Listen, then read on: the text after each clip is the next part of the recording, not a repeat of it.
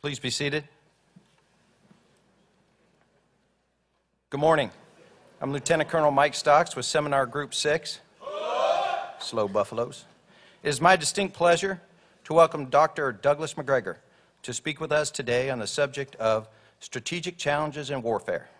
Dr. Macgregor is an outstanding strategist and well-versed on the subject of strategic challenges in warfare, as noted by having authored 4 books related to this field of study. He is also a retired colonel and decorated combat veteran, having been commissioned in the United States Army in 1976 after 1 year at the Virginia Military Institute and 4 years at West Point. In 1991, Dr. Macgregor was awarded the Bronze Star with V device for valor for his leadership under fire of combat troops in the 2nd Armored Cavalry Regiment, the lead element of 7th Corps during Desert Storm.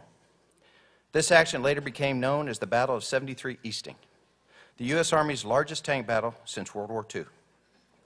In November 1997, Dr. Macgregor was assigned to Supreme Headquarters, Allied Powers Europe, SHAPE, as the J5 Director of Strategic Planning for the Balkans. In October 1998, he became the Director of the Joint Operations Center at SHAPE, a position from which he supervised the conduct and planning of operations during the Kosovo Air Campaign. Books written by Dr. Macgregor include Warrior's Rage, The Great Tank Battle of 73 Easting, Breaking the Phalanx, and Transformation Under Fire. He holds a master's degree and PhD from University of Virginia and is now an independent businessman. Please join me in extending a warm War College welcome to Dr. Douglas Macgregor. Thanks.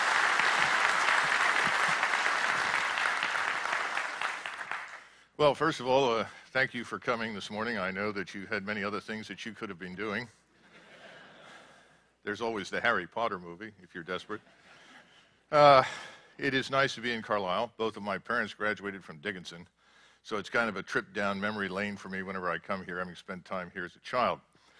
I also want to thank Major General Martin for having given me such a wonderful topic, Challenges to Strategic Leadership.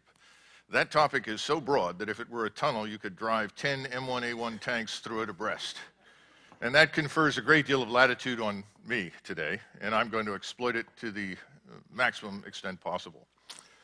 I'm probably going to cover some things that you didn't anticipate, and I don't want to dwell too much on the past because I think we are in a fundamentally new environment now. And I mean that from an institutional standpoint in the United States Armed Forces, but particularly in the United States Army. And that's really what I'm going to focus on. So I think you'll find it thought-provoking, at least I hope you will. And again, thank you for inviting me to be here today. Next slide. Now, I know what many of you are thinking. You're looking at this and you're saying, oh my God, another sports analogy. Well, you know, not all sports analogies are wrong. It's been my experience. I grew up in North Philadelphia on the edge of Germantown in the 1960s, early 70s. We now call those areas the inner urban whatever it is. And it was a very exciting time frame for me. But I can tell you that the game that we played was basketball. And it was very interesting to me because I subsequently discovered that as you moved away from the urban center and away from the places where I was growing up, where we would play basketball, that the ball people played with got a little smaller because as you moved towards the suburbs, you ended up in these neighborhoods where there were lots of people building things and factories on assembly lines, and they tended to bowl, but it was still a substantial ball.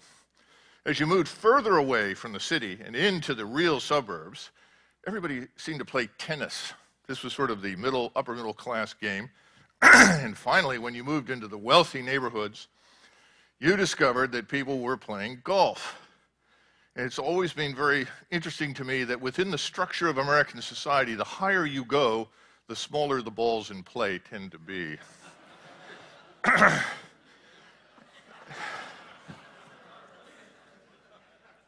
And having done a lot of work over the years on Pennsylvania Avenue and on Capitol Hill, I can tell you that most of those boys are shooting with marbles. So, what's the real point of this slide? The point of this slide is that more often than not, we get things wrong. And when I say we, I'm talking about the senior officers, the 4 stars, whether they're generals, admirals, doesn't make any difference.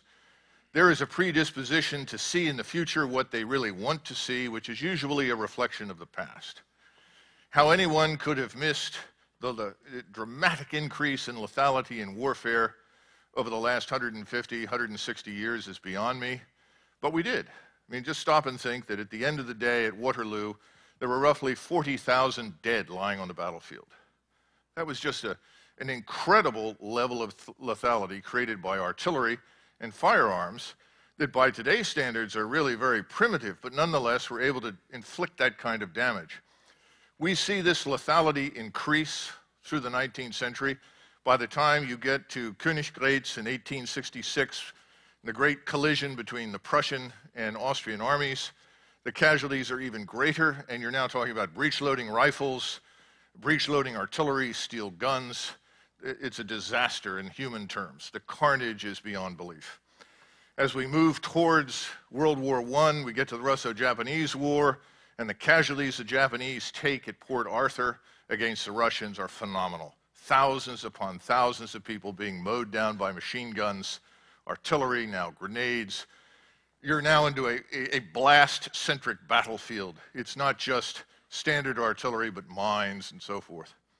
So the lethality continues to increase, but the nature and the structure of the organizations fighting really doesn't change very much. And the solution in the minds of most commanders is to actually increase the density of human beings on the battlefield, to somehow or another compensate in a human sense for this dramatic increase in firepower. So the point is, how you choose to look at things really shapes where things are really going to go, as opposed to where they probably ought to go.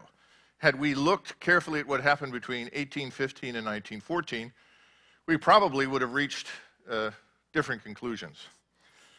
So what I want to do is to try and get people to surf the wave a little bit better.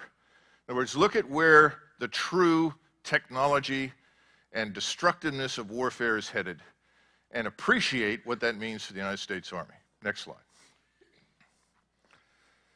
Many of you will know this man, George Kennan. And George Kennan is probably one of the first people to articulate very effectively the enormous problem in American national military strategy. That problem is largely, but not exclusively, but largely the absence of any coherent framework that links the use of military power to realistic, attainable political goals. In fact, Kennan's observation was, we tend to do things overseas, beyond the borders of the United States, this is after the Second World War in Korea, not so much because we have to, because we need to, but because we're doing things that make us feel better about ourselves. We, after all, are the exceptional nation. We are the pristine example of the pinnacle of Western civilization. We live in a state of perfection. Just ask the Marine Corps. You know. So the point is, Kennan was saying, look, this is not necessarily strategy. Most of what we do is not shaped by the need to do something, but by the capability to act.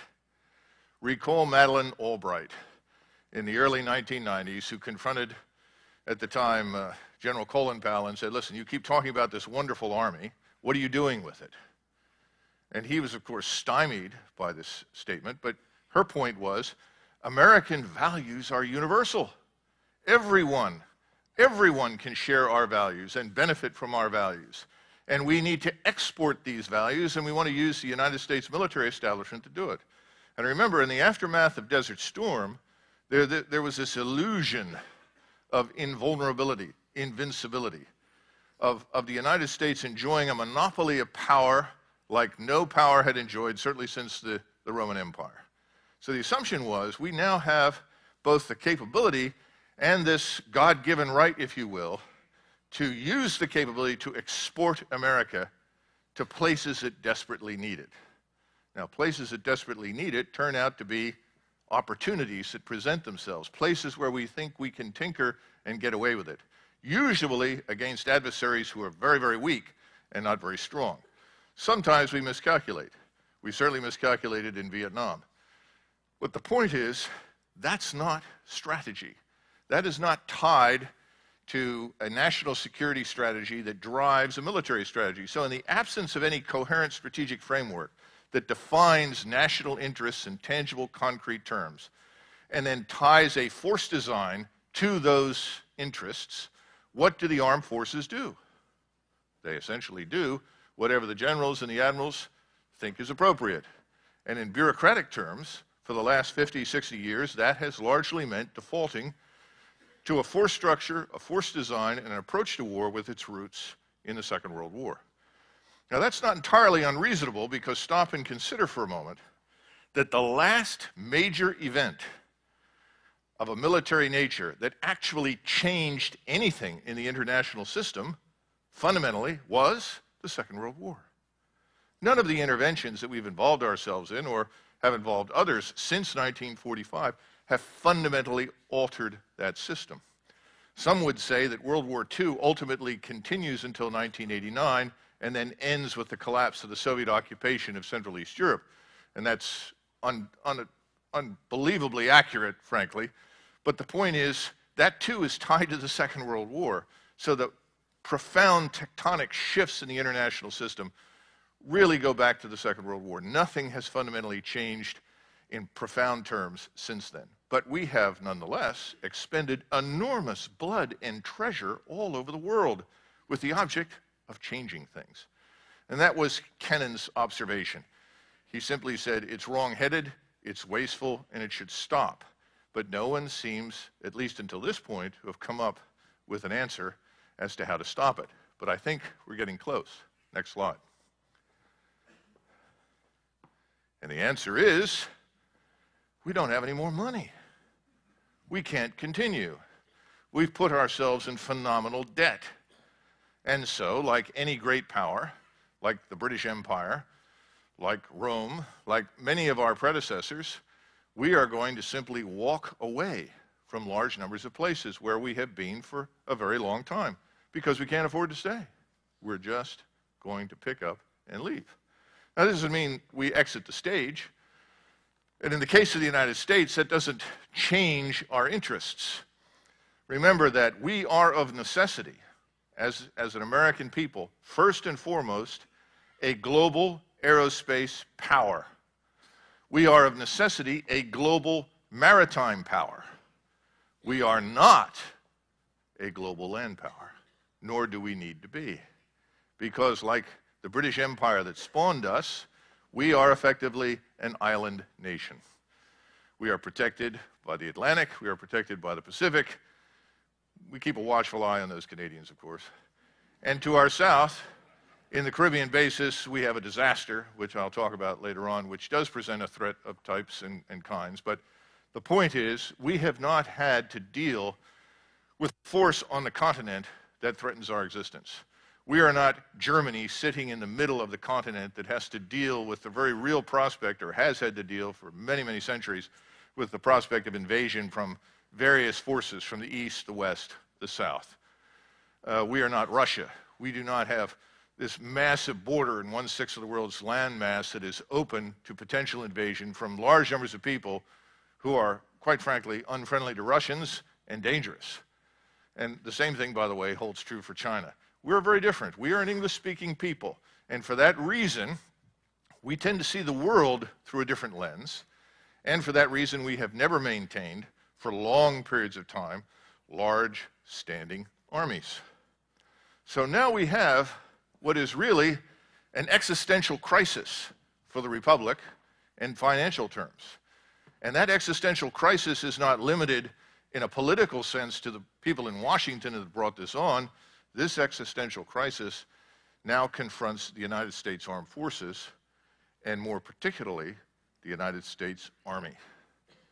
So we're going to have to answer some tough questions about the future. The key thing